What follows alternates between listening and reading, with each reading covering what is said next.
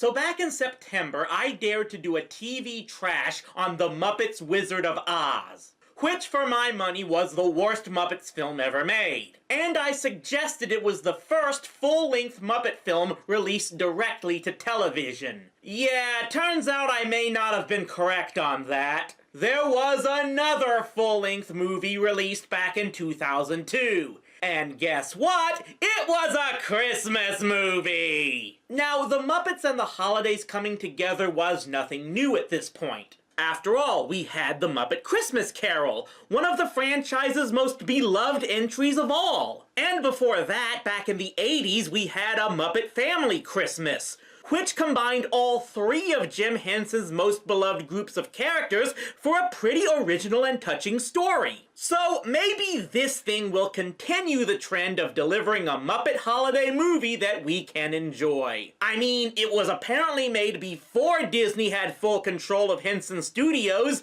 as it was a co-production with NBC. That's a good sign, right? However, it was directed by Kirk R. Thatcher, who also directed The Muppet Wizard of Oz. And one of the writers was Tom Martin, who was a writer on The Muppet Wizard of Oz. Oh boy. Let's just get started with It's a Very Merry Muppet Christmas Movie. We begin with panning shots of the city streets on Christmas Eve, while the credits show us just how many major stars are appearing in this thing, including the entire main cast of Scrubs. Yeah, I'll talk about that when it comes up later. Why, if I live to be 102, I'll never forget the year that the Muppets almost missed Christmas. And I see Storm pull in, and Hey, buddy, what are you doing? We're trying to make a movie over here. Why, I'm Joe Snow, your affable, good-natured narrator. Snowman narrator?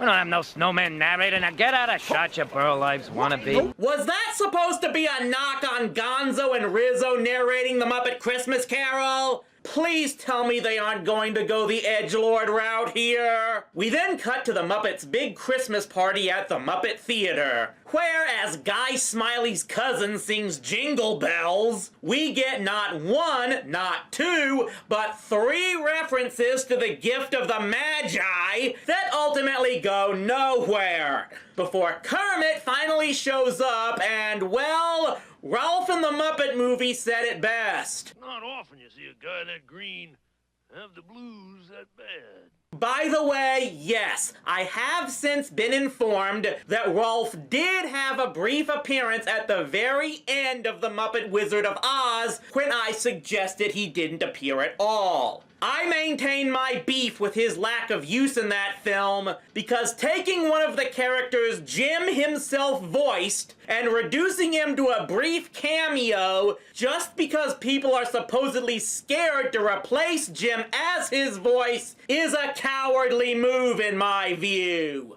Anyway, why is Kermit so upset that he actually risks life and limb by yelling at Piggy's attempt to get a mistletoe kiss? We lost everything. I'm sorry I convinced you all to work so hard and believe in this dream. It was all for nothing. We lost the money, we lost the theater. We've lost everything. Christmas time is here! Happiness and cheer! As Kermit leaves to mope on a park bench in the snow, which can't be comfortable for a cold-blooded animal, we cut to, well, heaven, which has basically been turned into an Office Space joke. There's a concept called trying too hard, writers. Look into it. Anyway, this one accounting exec called Daniel, who, yes, is played by David Arquette, sees Kermit's plight and decides to take initiative and speak with God personally, who here is played by Whoopi Goldberg. I will comment no farther on that. So we finally get to see what has led to this situation, and it's not like I'm really giving anything away here. The whole movie is a big ripoff of It's a Wonderful Life. And yes, I have no problem calling it a ripoff. I wouldn't say that if this movie was called It's a Muppet Wonderful Life or something like that, but they didn't do that. Anyway, the whole flashback starts with Kermit appearing on Carson Daly's show to promote his big Christmas Eve performance. As they watch over the tape of the interview, Gonzo reveals that he hired a Liberace wannabe to help design the musical numbers for the show, and he proceeds to give their 12 Days of Christmas piece a complete makeover. It does not go well.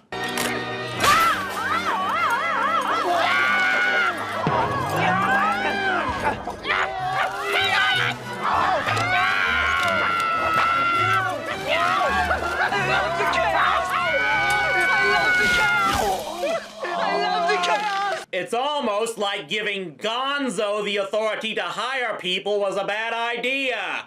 Why did you do that again, Kermit? So here's the basic gist of everything Kermit is dealing with.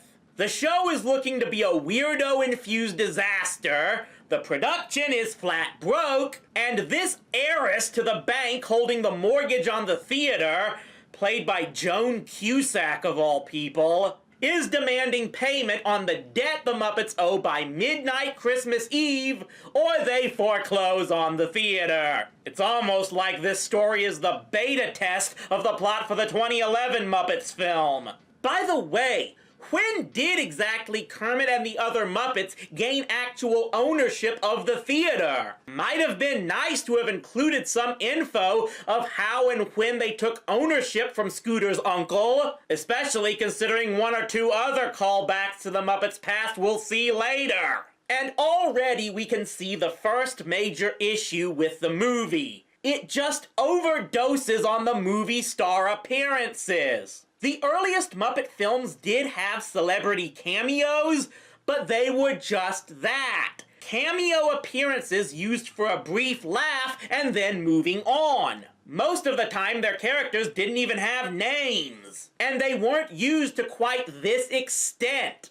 We're 15 minutes in, and we've already had at least 4 major guest stars thrown in, most of which have some connection to the plot. But if you know anything about the story this thing is based on, you know that only Arquette's character is going to have a majorly prominent role, which is how it should be. Even the Muppet Christmas Carol and Muppet Treasure Island thrived with just Michael Caine and Tim Curry, respectively. But in this movie, everyone else and the attempts to tie them all directly to the plot just ends up making them seem superfluous. I'd get it if this was going for a parody of Christmas TV specials that throw in as many celebrity appearances as possible, but let's just say I don't think that's what they were going for. Kermit suggests the only way they can make the payment on time is to basically not pay anyone else for a year. I will make no Disney jokes on this subject.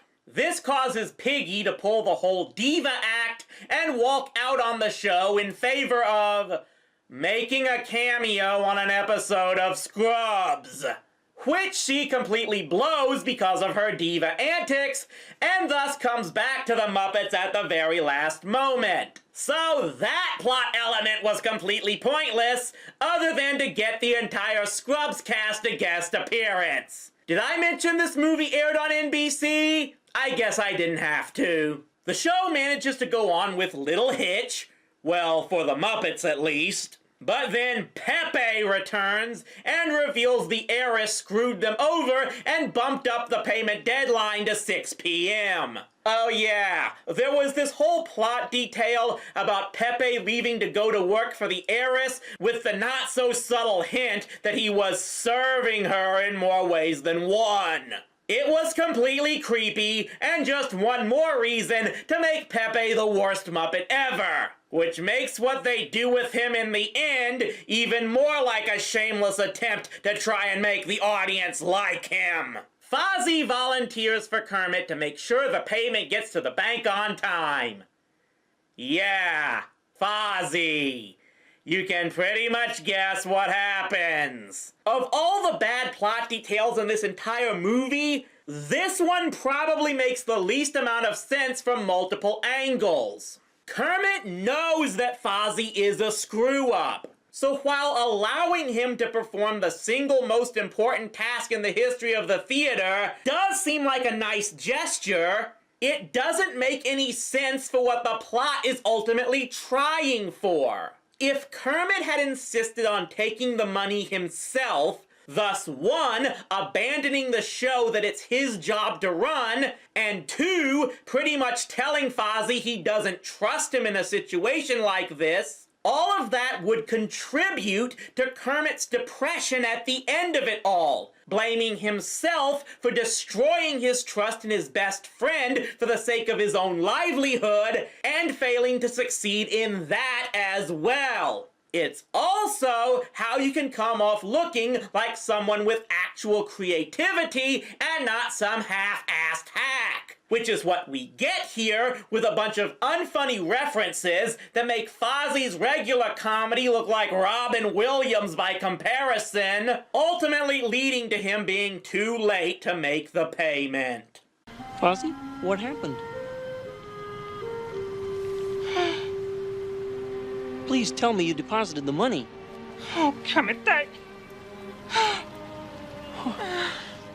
Oh, Fozzie, no.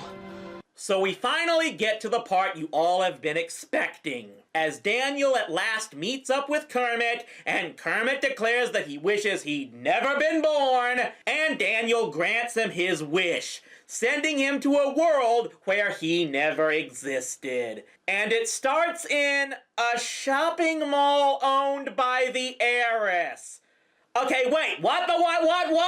How does that make any sense? It was more or less hinted that Cusack's character just recently inherited control of the bank and the mortgage on the theater. She and Kermit had never met before now. How would him not existing allow her to have already attained enough power and influence with the bank to create a whole shopping center? That's just the beginning of this whole alternate world thing. Even when they try to reference something from Muppet history, they half-ass it. Biggest example, in this world where Kermit doesn't exist, Doc Hopper's Frog Legs is now a major chain restaurant franchise. Now, as someone who grew up on the original Muppet movie, I can enjoy that callback. But for anyone who may not have seen that movie, it's never even mentioned just why that name in particular freaks Kermit out so much, so those people won't understand it,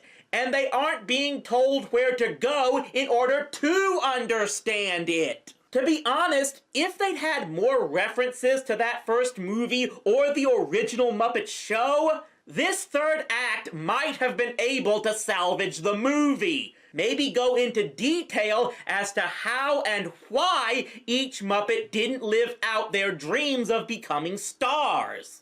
Instead, they just gloss over why each and every one of them is now pretty much a street performer. Good thing this movie wasn't made 10 years later, or they'd all be seen as struggling YouTubers. Of course, we finally get to Piggy, who is trying to make ends meet as a call-in psychic, and probably something else you wouldn't expect in a Muppets film.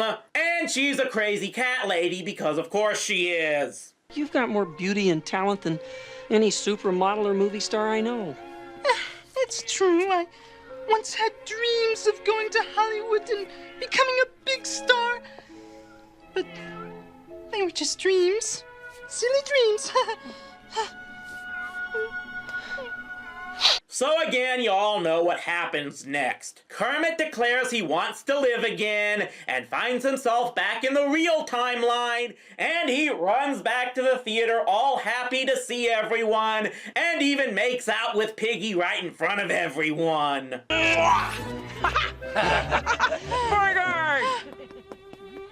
Did you see that? Yeah. Did you see it? Kermit kissed me! He kissed me! Oh, all my dreams just came true! But still, there might be one saving grace for the movie. Piggy getting one of her classic confrontations against the heiress. Don't take that, get her, Piggy!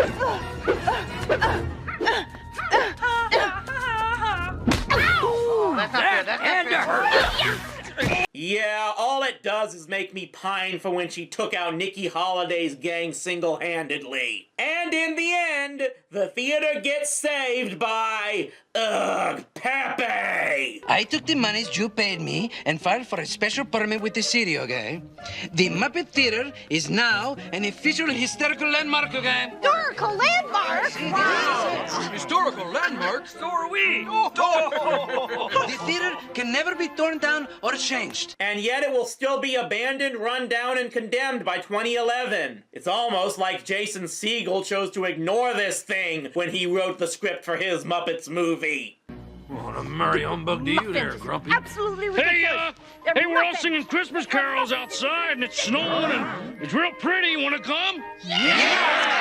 Oh, and the movie ends with the Salvation Army supposedly having its best year ever because they ended up with Kermit's money or something. Must resist political rant. What were they thinking with this? I'm not saying the Muppets are completely incapable of tackling difficult subjects, but this thing was just completely dreary from nearly beginning to end, and that's not what anyone expects from these characters. Again, the 2011 Muppets movie actually had a very similar plot, and yet it was delivered with the charm and upbeat tempo that we expect from the Muppets for the most part. It really doesn't surprise me that quite a few people who worked on the Muppet Wizard of Oz also worked on this, because it seems they just didn't get what the Muppets were about. Say what you will about how little Disney has used the characters this past decade, but when they are used, it looks like the people behind them understand them.